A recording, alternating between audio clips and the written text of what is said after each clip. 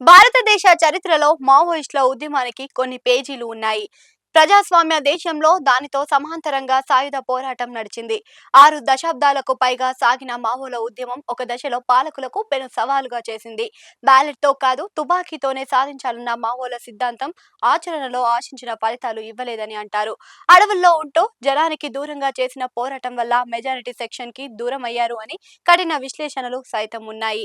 దండకారణ్యంలో కేంద్రంగా చేసుకుని ఏకంగా 6-7 రాష్ట్రాలలో తమ ఆధిపత్యం చూపించిన మావోల ఉద్యమం అయితే గత కొంతకాలంగా తగ్గుతూ వస్తుంది. ఇక మావోల ఉద్యమంలో ఫిలాసఫీ బలంగా ఉంటుంది. దాన్ని నమ్మి తొలి 2-3 తరాలు అడవి బాట పట్టాయి. వారంతా విరోచితంగా పోరాడారు. అయితే తర్వాత తరాలకు మాత్రం ఆ ఫిలాసఫీని అందించడంతో కొంత గ్యాప్ కనిపించింది. దాంతో పాటు కొత్త రిక్రూట్మెంట్లు తగ్గడం, కాలంతో పాటు మారకపోవడం వంటివి మావోల ఉద్యమానికి ప్రతికూల పరిస్థితులు తెచ్చిపెట్టాయని చెబుతారు. ఆపరేషన్ కగర్తో కేంద్రం చేపట్టిన సీరియస్ యాక్షన్‌తో మావోల ఉద్యమానికి కోలుకోలేని అతిపెద్ద దెబ్బ తగిలింది అని కూడా అంటారు. ఏకంగా మావోల సాయుధ వ్యవస్థ కాకకూలంగా అయింది అని అంటారు.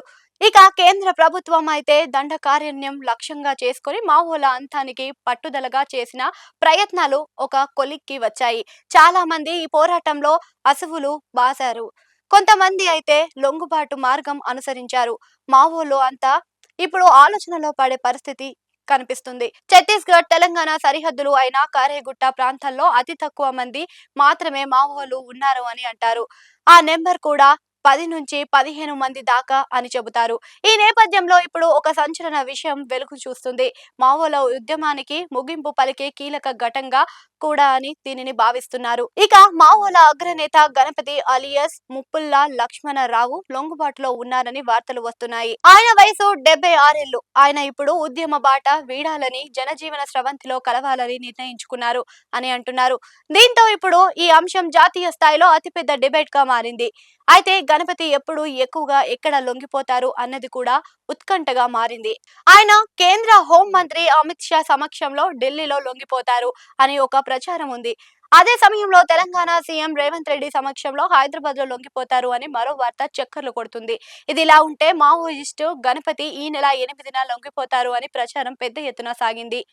ఆయనతో పాటు ఆయన భార్య సుజాత, కంపెనీ కమాండర్ కోర్స లక్కు చెలసాని నవత కూడా వంటి వారు ఇలాగే సుమారు 100 మందికి పైగా మావోయిస్టులు కీలకమైన క్యాడర్‌లో అగ్ర నాయకులు కూడా లొంగిపోతున్నారు అని అంటున్నారు.